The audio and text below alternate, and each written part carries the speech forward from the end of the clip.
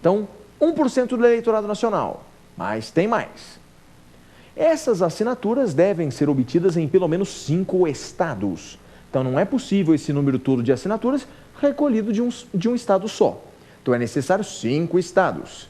E, por fim, necessário que em cada um desses estados escolhidos, nós tenhamos assinaturas de pelo menos 0,3% dos eleitores desses estados. Veja isso em se tratando de uma lei federal. Lei federal. Agora, em se tratando de uma lei estadual, é a Constituição de cada estado que vai dizer.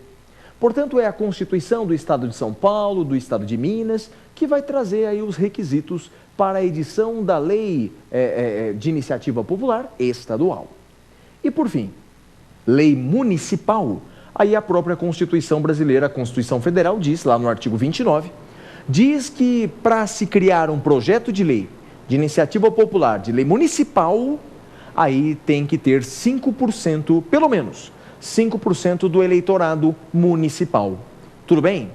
Então guarde isso, guarde essa informação. Em se tratando de lei estadual, é a Constituição de cada estado que vai dizer, mas em se tratando de lei municipal, pelo menos 5% do eleitorado municipal, e em se tratando de lei federal, aqueles requisitos previstos no artigo 61, parágrafo 2º da Constituição. 1% do eleitorado nacional, em pelo menos 5 estados e com não menos de 0,3% dos eleitores de cada um deles. Compreendido? Tranquilo, meus amigos? Esse é um dos temas realmente mais importantes dentro do direito constitucional. Foi apenas a primeira pergunta. Vamos agora à segunda pergunta? Vamos a ela. Fale para nós. Pergunte ao professor. Professor, quando o presidente poderá vetar um projeto de lei ordinária? Essa pergunta é importantíssima também. Quando o presidente da República pode vetar um projeto de lei ordinária? Bem, como nós sabemos, aprovado um projeto de lei ordinária lá no Poder Legislativo, ele é encaminhado ao Poder Executivo para sanção ou veto. Então, depois de aprovado um projeto de lei ordinária, isso vale também para a lei complementar, vale para muitas leis, mas na lei ordinária principalmente, aprovou-se lá no Poder Legislativo, manda para o Poder Executivo para sanção ou veto. Em se tratando de lei federal, essa remessa é feita ao presidente. Em se tratando de lei estadual, essa remessa é feita ao governador. E em se tratando de lei municipal, claro, a remessa é feita ao prefeito. E a ideia, minha gente, é sempre a mesma. Pois existe um princípio chamado princípio da simetria constitucional, segundo o qual todas as regras que falam sobre o processo legislativo federal, guardadas as devidas proporções, também valem para o âmbito estadual e também valem para o âmbito municipal. Tudo bem? Então, o veto pode ser feito pelo presidente, pelo governador e pelo prefeito. Mas quando? A pergunta da nossa querida amiga foi, mas quando o presidente pode vetar? E são 2 razões. A Constituição diz que o presidente pode vetar por 2 motivos. Primeiro, inconstitucionalidade. E segundo, contrariedade ao interesse público. Primeira hipótese, minha gente, se o presidente entender que aquele projeto de lei é inconstitucional, ele pode vetar. Se ele achar que aquele projeto de lei fere a Constituição, o presidente veta. Veta.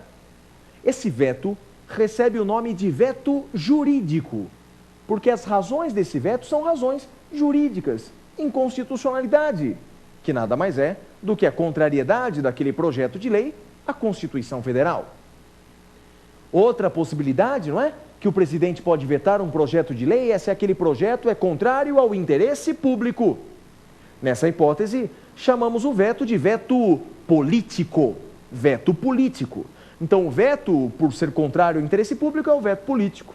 O presidente, por exemplo, Itamar Franco, o então presidente Itamar Franco, vetou um projeto de lei que reduzia a idade para dirigir veículos automotores de 18 para 16 anos.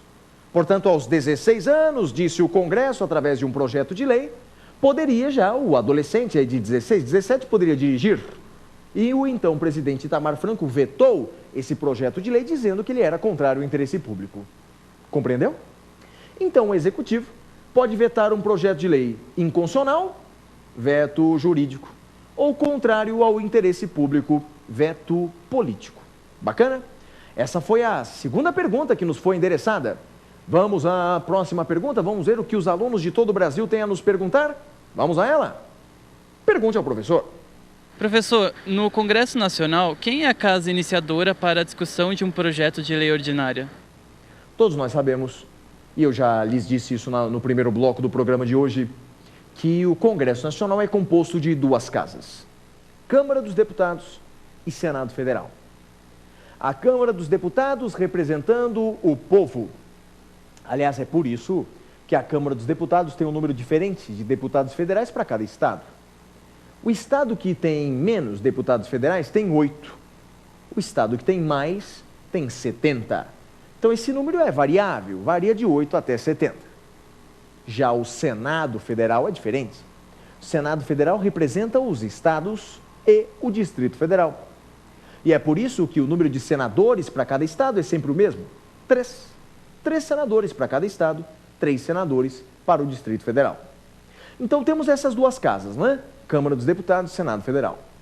Projeto de lei ordinária passará obrigatoriamente por essas duas casas, Senado e Câmara, ou Câmara e Senado. A pergunta do colega é: qual a ordem? Onde começa? E a regra é: a casa iniciadora, a casa na qual começa a discussão, via de regra, é a Câmara dos Deputados. Por exemplo, se o projeto de lei for de iniciativa popular, começa na Câmara. Se o projeto de lei for de iniciativa do presidente, começa na Câmara. Se o projeto de lei for de iniciativa do Poder Judiciário ou do Ministério Público, começa na Câmara. Se o projeto for de iniciativa de um deputado federal, começa na Câmara. Daí alguém poderia me perguntar: tá bom, Flávio, então quando o projeto de lei vai começar no Senado? Ora bolas, a casa iniciadora será o Senado quando for o projeto de lei de iniciativa de um senador ou de uma comissão lá do Senado. Portanto, o Senado só começa, a discussão aí de um projeto de lei só é a casa iniciadora se o projeto nasceu ali. Em todos os outros casos, a casa iniciadora é a Câmara dos Deputados. Não é fácil? Essa, então, foi a terceira pergunta que me foi endereçada no programa de hoje. Mas não acabou por aí, não. Temos mais perguntas. Vamos à próxima pergunta? Vamos lá. Pergunte ao professor. Professor, a sanção presidencial apaga o vício de iniciativa da lei ordinária? Essa, minha gente, é uma das perguntas mais importantes e mais recorrentes, seja no exame da OAB, seja em concursos públicos. A colega perguntou: a sanção do presidente da República apaga o vício de origem?